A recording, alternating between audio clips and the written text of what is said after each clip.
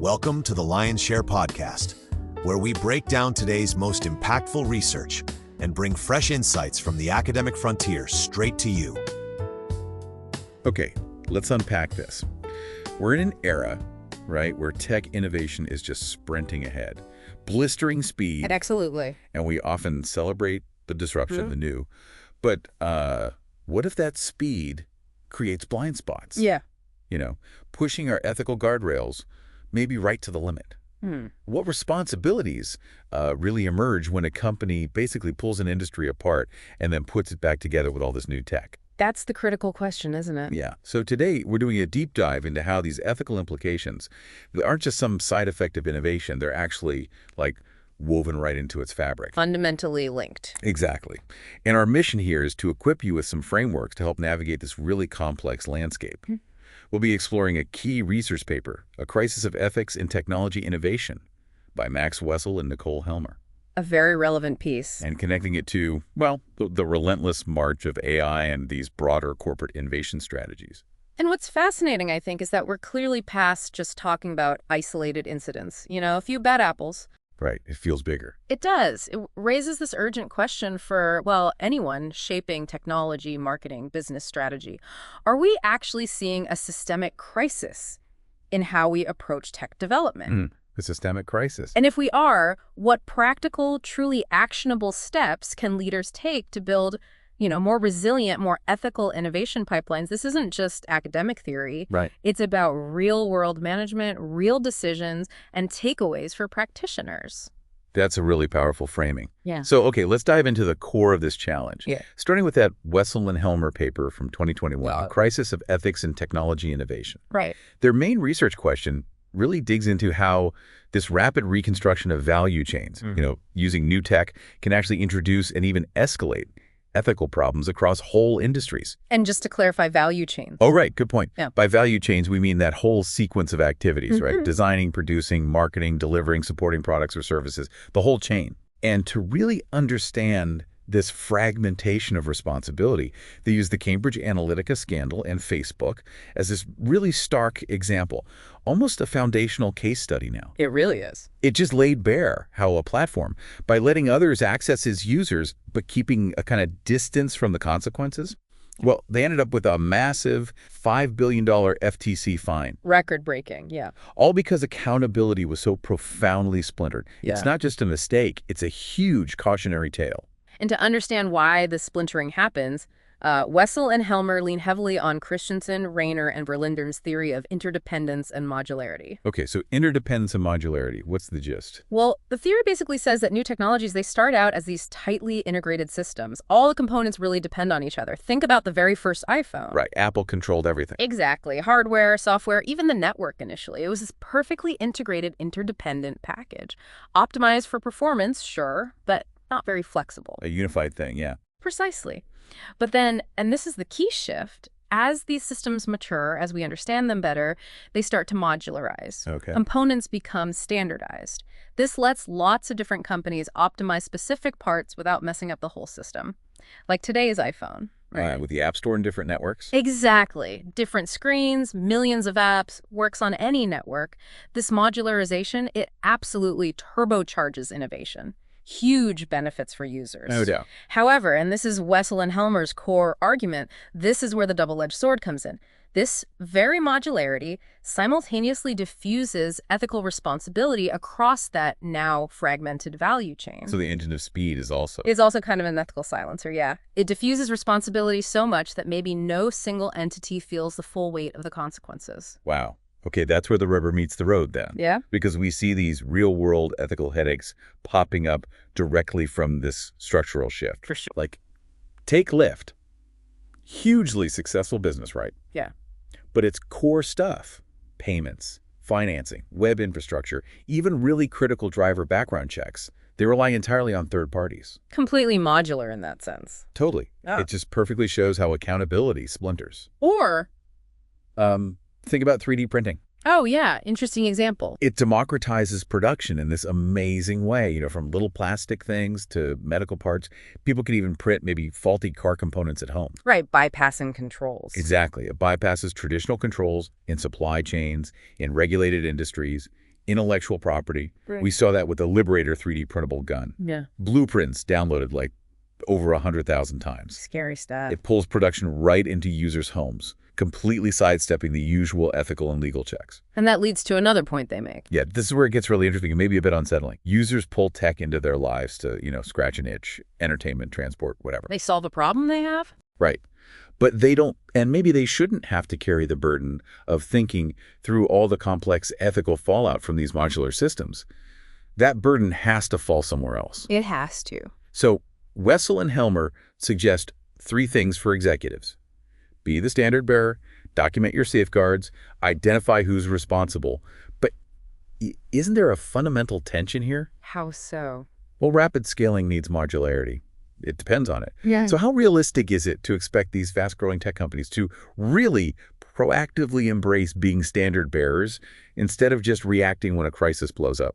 That is a critical challenge. And it really shifts our focus towards being proactive, doesn't it? Finding ways to get ahead of this. So what does that look like? Well, one emerging solution, which Gartner highlighted in a 2024 analysis, is this concept of AI governance platforms. Okay, AI governance platforms. Tell me more. These are basically tech solutions designed specifically to help organizations manage and oversee the legal, ethical, and operational side of their AI systems. So tools to manage the ethics. In a sense, yeah, they're absolutely crucial for promoting what we call responsible AI. Responsible AI. Which is really an approach, right? Deploying AI in a way that aligns with ethical principles, human values, regulations, ensuring things like fairness, transparency, accountability, safety. Seems essential. It is.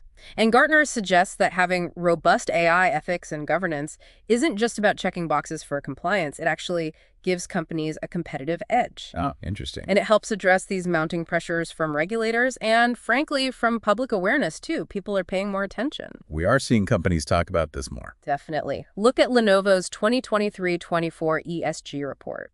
They detail their whole Smarter AI for All vision, and it's built on 6 principles for responsible AI. Like what? Things like ensuring AI doesn't harm people, promoting fairness and transparency, making sure there's proper human oversight, protecting privacy, robust security, respecting IP.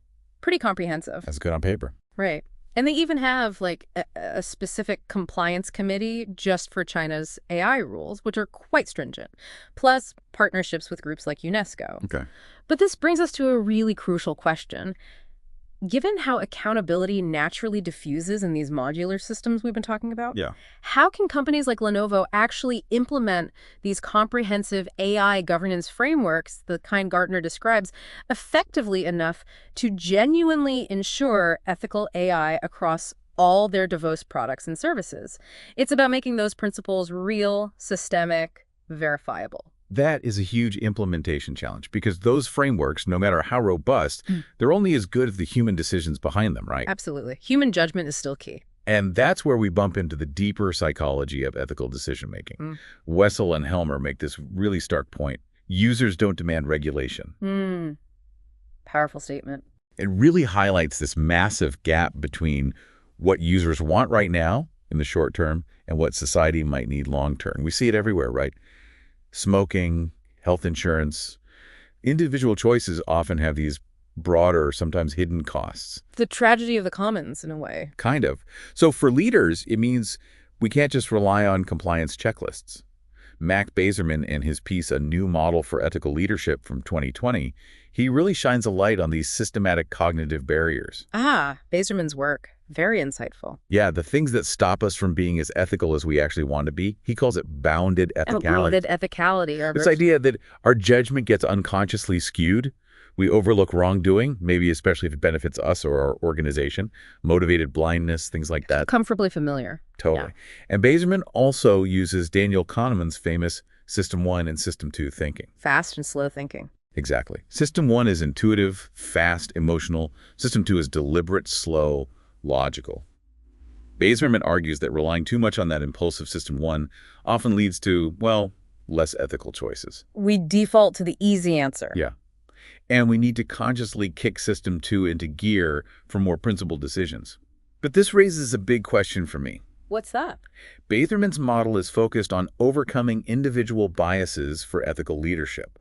But how do these individual psychological hurdles play out, maybe even get amplified, at the organizational level, especially when making decisions about innovation, about marketing in this fragmented, modular world. That's a critical link. It feels like those individual biases could easily become embedded in the corporate culture, doesn't it? It really does. And that's precisely where Bazerman offers some concrete strategies, ways to actively engage that slower, more deliberate system 2 thinking. Okay, like what? Well, one powerful technique is comparing options simultaneously side by side instead of looking at them one after another. How does that help? It significantly reduces bias. Think about hiring.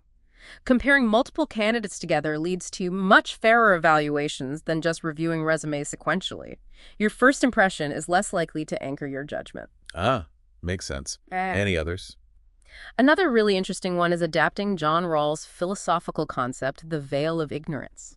The veil of ignorance sounds intriguing. The idea is to make decisions without knowing what your own position or status will be in the resulting society. You don't know your wealth, gender, ethnicity, anything. So you strip away self-interest. Exactly. The aim is to foster fairer, more ethical outcomes because you're forced to consider the impact on everyone, especially the least advantaged. That's a powerful thought experiment. It is. And these strategies, they often connect back to foundational ethical theories. Bazerman, for instance, often draws on utilitarianism. Utilitarianism, Yeah. the greatest good for the greatest number. Essentially, yes. It's a philosophy from thinkers like Bentham, Mill, Peter Singer, arguing that ethical actions are those that maximize utility or overall value for society, maximize well-being, minimize pain in aggregate. Okay. And, to see how complex applying these theories can be in practice, Michael Schur, the TV writer, gave this fantastic TED Talk. Oh, yeah? He talks about a simple fender bender he was involved in and how he wrestled with applying different ethical frameworks to decide what to do. Like which ones? He tried Kant's categorical imperative, asking, what if everyone acted this way? He considered Aristotle's virtue ethics, focusing on his own character, should he be mild or angry. And he tried utilitarianism, trying to calculate the overall happiness versus pain of different actions. Wow, for a fender bender. Yeah. And his conclusion wasn't that one theory gave a perfect answer. It was that simply preparing for these inevitable moral dilemmas by actually understanding these different ethical theories vastly increases your chances of making a better decision when the time comes. So it's about building ethical muscle memory almost. Exactly. Which brings us to a really practical guiding question for leaders, especially in tech and marketing. Thinking about Michael Schur's experience, how can really understanding these theories, Kant, Aristotle, utilitarianism, help you navigate those messy, ambiguous, ethical situations where there aren't clear rules? Yeah, the gray areas. It's not about finding the right answer, maybe, but about having a better toolkit for ethical reasoning. Right. And following on from that, think about specific risks. The M4 Ethics of Innovation Materials, they mention moral hazard. Ah, yes, moral hazard, where one party takes risks because they know someone else will bear the consequences. Very common in platform models or innovation financing. Exactly. And they also mention demographic exploitation. Which is the targeting of specific groups, often vulnerable ones, in ways that might be manipulative or harmful through marketing or product design. So the question becomes, how do modularization and this breakneck pace of tech innovation potentially worsen these specific risks, moral hazard, and demographic exploitation? Especially when we think about marketing strategies for new tech. That disaggregation we talked about, it seems like it could create the perfect conditions for those risks to flourish, doesn't it? It obscures responsibility. That's a really crucial point, because in this modular world, the speed and the fragmentation can make it really hard to see who's ultimately accountable. It makes it easier for these risks not just to pop up, but maybe to stick around undetected for longer. Definitely. So what we've really unpacked today makes it crystal clear, I think. Innovation isn't just a technical exercise or a strategic one. It is fundamentally an ethical act. Absolutely. With broad societal consequences. We've seen how modularity, even while it drives incredible development, can advertently break apart ethical accountability, creating these unforeseen risks. A double-edged sword. Yeah. And we've explored how vital ethical leadership is for navigating all the complexities of modularity and AI adoption. It really highlights the need for proactive strategies, for robust governance platforms like you mentioned. And that self-awareness piece, too, crucially. That deep self-awareness of our own cognitive biases, our System 1 traps. It feels like it's about building a better system from the ground up, not just, patching up problems after they explode. Well said. And if we connect all this to the bigger picture, It really is about much more than just dodging the next PR crisis or fine. It's about envisioning and actively building a better future. What is our individual responsibility, our collective responsibility as scholars, as practitioners, to not just react to ethical crises when they happen, but to actively build the systems, the cultures that promote, let's say, maximum sustainable goodness, especially in this increasingly modular AI-driven world we're creating. Maximum sustainable goodness. I like that. This leaves us and leaves you, the listener, with the final, maybe provocative thought to chew on. If the ultimate goal, like Bazerman suggests, is really to create more value for society, Right. how can companies actually measure this ethical value? How do we track it alongside the traditional financial returns, especially when you think about the deep, long-term societal impacts of the innovations we unleash? That's not something you find on a standard balance sheet. Not at all. It demands a much deeper, much more holistic understanding of what value truly means. Exactly. It's a huge question, one that really demands ongoing reflection, definitely more rigorous research, and probably some courageous evolution in how we all do business. Couldn't agree more. Well, thank you for joining us on this deep dive into the ethical frontier of tech innovation. We really hope this discussion encourages you to keep asking these critical questions in your own work, in your studies, and in your organizations. Thanks for tuning into the Lion's Share podcast. If you enjoyed today's discussion, share it with a friend and join us next time for more ideas worth talking about. We'll see you next time.